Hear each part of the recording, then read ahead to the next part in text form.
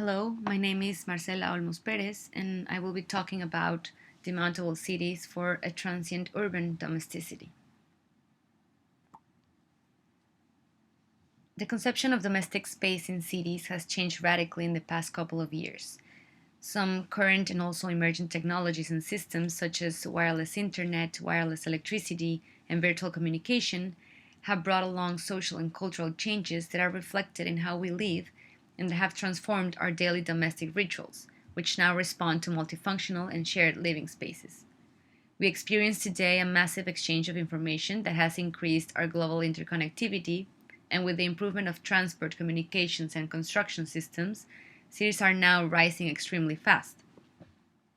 We now have a lot of flexibility for connecting and moving inside cities and also across the world from one city to another. So, the idea of a more nomadic urban dwelling has become more present and appealing compared to living permanently in a house or in one place. So, if domesticity was conceived in the 20th century as private and permanent, today we can say it has become public, shared, and temporary, and this is challenging our spatial and temporal parameters for living since they are now based on satisfying the needs of an increasing transient population. This transiency has been reflected in the instantaneity of the booming pop up economy embodied in retail, social media, e commerce, co working spaces, instant cities, and also in the domestic environment through temporal and shared services such as Airbnb. If pop culture was about entertainment and mass communication related to text, science, and landscape, then pop up culture is about consumerism and mass communication related to technology, social interaction, and demountable infrastructure. This constant popping up of buildings and cities offer new experiences, living opportunities, and provide more living spaces, but still the housing crisis is still rising and the number of homeless people keeps increasing. So it is obviously not a matter of a housing shortage, but a matter of an affordable housing shortage. Housing has become more about profit making and investment opportunities than actually providing a living space, and so cities have become sites of intense displacement and inequality. What can we learn then from this rising pop up culture to rethink and take advantage of the flexibility that it can offer? If the urban user is transient and dynamic, shouldn't the urban infrastructure be temporary and flexible? Should domestic urban architecture be demountable? So, first, I would like to contextualize this new domesticity in cities that is based on a transiency visible in different scales. And I can say that it starts on pursuing a detachment from fixed infrastructures and distribution systems. We've always built our cities around natural resources and developed fixed infrastructures that provide the basic services for living. But with new technology, relying on renewable energy and also wireless technology, the concept of a more flexible infrastructure that provides these basic services has made possible this detachment from the fixed and permanent, allowing a more nomadic existence, which is an idea that has been revisited in many occasions. In 1972, Superstudio Supersurface envisioned a global network of energy that provided points of connection where one could have access to it by just plugging in this global grid, showing a new way of living in a post architectural nomadic existence where you could live anywhere. Today, a supergrid is under development in many regions of the world, and it is an interconnected electric network that is powered by renewable energy and distributed over huge distances all around the globe, which eliminates the necessity of being close to the source of power in order to consume energy and provides, obviously, more flexibility. It is this global interconnectivity in terms of energy that now allows us to live anywhere. And this idea of living anywhere goes from the shared energy network to other global systems such as Airbnb, which provides dynamic and shared living accommodations through a network that uses the existing urban infrastructure. The images of houses, apartments, and bedrooms are shown as a kind of social media for housing that can be virtually accessed through their platform, turning the domestic space public and temporal since it is a short term service. So you can, as their slogan claims, belong anywhere. This same flexibility and temporality is translated at the same time to the interior configurations and domestic appliances, also in rental platforms like StreetEasy in New York City, which have again a public virtual accessibility and that display a readaptation of the domestic spaces so they can become flexible, multifunctional, and profitable. From living rooms converted into bedrooms, kitchens into bathrooms, shared services in specific rooms or hallways, to the mountable and flexible furniture, which refers again to a pop up interior architecture culture. In this illustration from the book How to Live in a Flat by Heath Robinson from 1936, it was already suggested the need for a multifunctionality in the domestic interior to satisfy the modern rituals inside the limited spaces that are offered in an increasingly dense city. So today, thanks to improved and new technology in building materials and fabrication systems, companies like IKEA provide more economical, assemblable, and multifunctional furniture, aiming for this flexibility on the domestic interior. And so while Airbnb and IKEA are built around the internet accessibility in order to make the domestic interior public, the Wi-Fi hotspots such as Link NYC become nodes for domestic settlements in the urban framework, leaving traces of dwelling in the city and creating shared living spaces on the streets. Since the internet is now a human right and part of our daily lives, these hotspots provide not only free and public access to the internet, but also plug in electric connectivity, advertising, and a security system, becoming a new services network at a city scale and expanding to a global scale. So, the same way the supergrid provides energy globally, Starlink does the same with the internet through these low orbit satellites, which are a transient network since they're constantly moving. The internet becomes then a part of a new domestic urban infrastructure and a new parameter for living anywhere, understanding then this new transient urban domesticity as a result from the flexibility that these physical and virtual systems provide, creating an interconnected world. Following the concept of an interconnected world through flexible structures in a recent pop culture, world fairs have always been the pop up future cities. They've always been demountable temporary structures, basically cities built within cities, and they started from the same idea of connecting the world, since they used to be the places where you would go if you wanted to learn about achievements and progress from other cultures in terms of science, technology, art, and design, always as a key to a brighter future. The 1939 New York World Fair was built on a wetland in Queens that was being used as a dumpster at the time, and a few years later, for the 1964 New York World Fair, the same site was transformed through marvelous demountable structures that were celebrating a unified world that was then entering the new space age era. At the same time, New York City was being re erected with an urban renewal plan that included the construction of new highways throughout Manhattan, a transformation for a more structured and homogeneous modern city. So there were lots of tenement buildings that were being demolished, and there was a massive slum clearance which displaced thousands of residents out of the city to inhabit new low income projects that were being built on the outskirts of Manhattan. So, this duality between the permanent city and the temporal city is an issue that has always contrasted in world fairs. Expo Milan 2015 focused on technology, innovation, and culture related to food and agriculture. It was mounted in an area near the city of Milan. And again, all these demountable structures were designed and built to show the future of cities. But again, once it ended, the city was demounted and abandoned with all this useless infrastructure.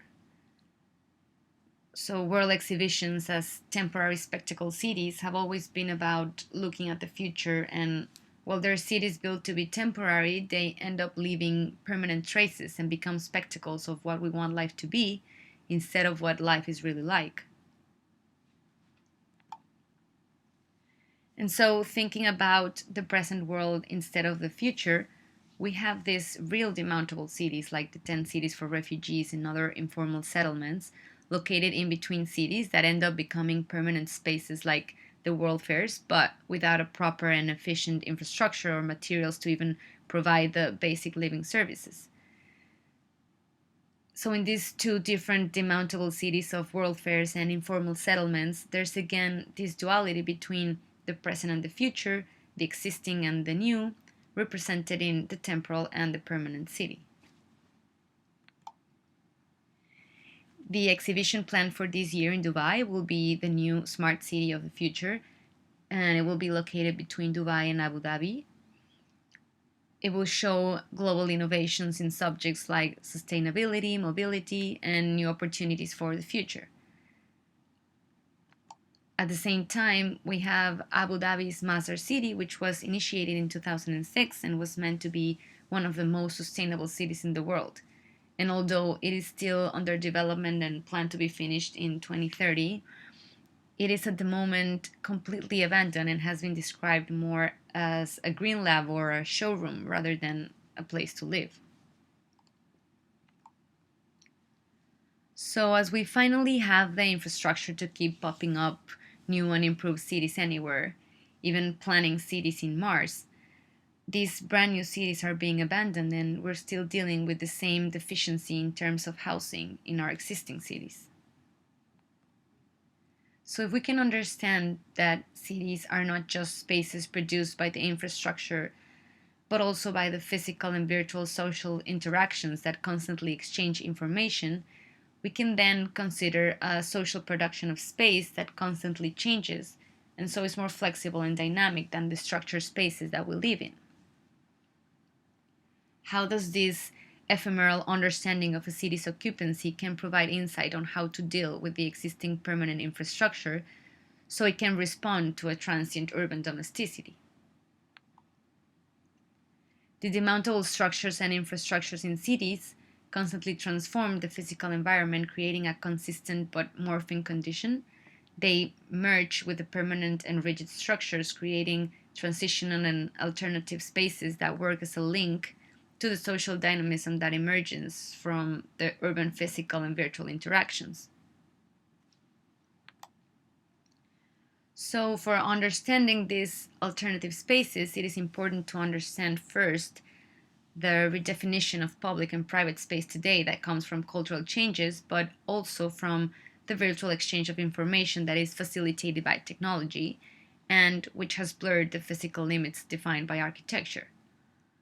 The wall, which is the element that conventionally separates the private from the public space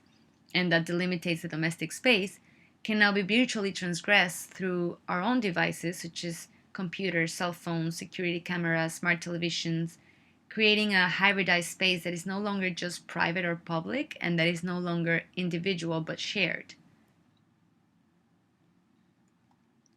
With this concept of a shared virtual domesticity, the physical domestic space has also been transformed in order to accommodate the shared inhabitation.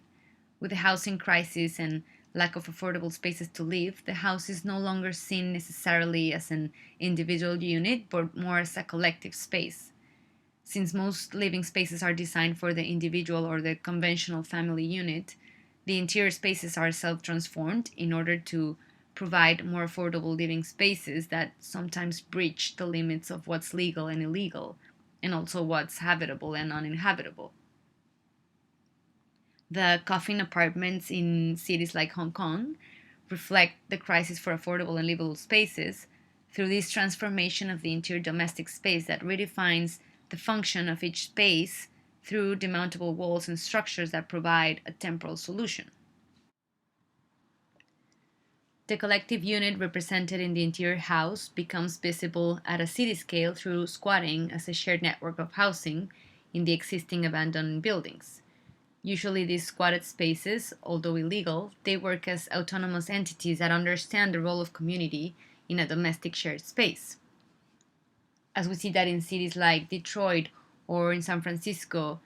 that there are around 3 empty houses for every 2 people. And in London, for example, that a great percentage of the available housing is used as investment properties and are completely empty, then we can understand that it is not an issue of a lack of housing in cities, and so the squatting is a way of claiming the existing infrastructure as shelter. Even though the urban squatting has occurred for a long time in thousands of abandoned properties, it has now been facilitated by these public domesticity exposing platforms like Airbnb that has allowed guests to become squatters once the renting periods are over by taking advantage of the legal policies for claiming a property.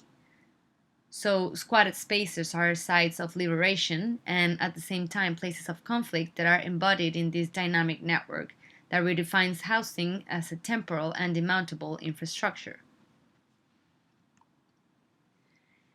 These dynamic networks that constantly transform the city are also represented in the physical environment through other structures such as the scaffolds in cities that create a condition that is permanent but constantly reshaped, and that is even now considered as a part of the new architecture of the city. As we build more and at the same time try to keep more, cities are filled with temporary demountable structures that migrate through the city from one lot to the other, creating a permanent scaffolding condition that interlaces with other networks in the public space. At the same time, these demountable structures serve as urban shelter and become new inhabited spaces where again the interior domesticity has leaked out to non-domestic public spaces, leaving traces of dwelling all over the city. So as the public and private space is redefined, this demountable infrastructure brings us back to the pop-up culture. The same way the residual spaces in cities are used for commercial purposes and pop-up events and stores, in current events, inflatable hospitals as emergency architecture have also transformed the public and residual spaces into temporal spaces for public pop-up infrastructure.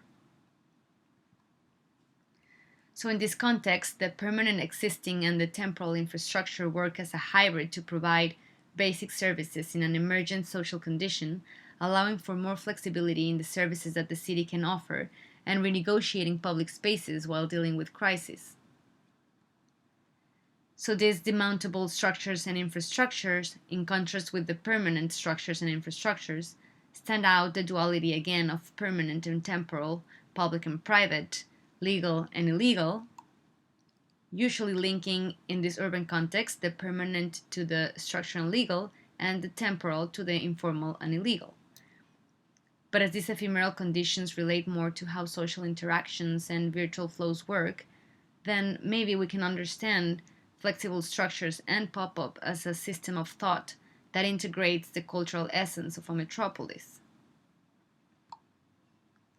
If we're starting to have the technology to detach from the permanent infrastructure and the city becomes more of an organic system that works collectively instead of individually, then maybe these dynamic demountable structures, along with the massive flows of information that's gathered in cities, can help provide this freedom to renegotiate existing spaces and public policies and learn from pop-up in an ever-evolving urban domesticity.